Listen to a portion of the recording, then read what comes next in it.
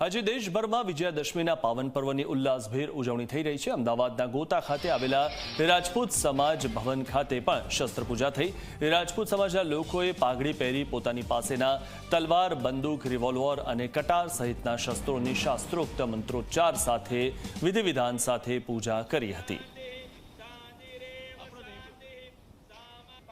તો આજે જે રીતે દરેક વાતનું મહત્વ છે એ રીતે શસ્ત્રપૂજાનું પણ ખાસ મહત્વ રહેલું છે અને વિજયાદશમીએ શસ્ત્રપૂજાનું મહત્વ જે રહેલું છે જેના કારણે આજે આ રીતે શસ્ત્રની પૂજા કરવામાં આવે છે। વિધિ વિધાન પ્રમાણે શસ્ત્રની પૂજા કરવામાં આવે છે।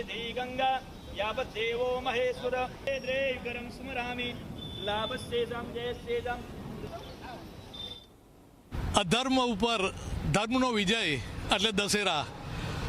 આજે રાજપૂતો એમના હથિયારો, વાહનો અને એમના ઘોડાઓનું પૂજન કરે છે, અર્ચન કરે છે અને માતાજીને યાદ કરે છે કે હંમેશા રણભૂમિમાં વિજય અપાવે।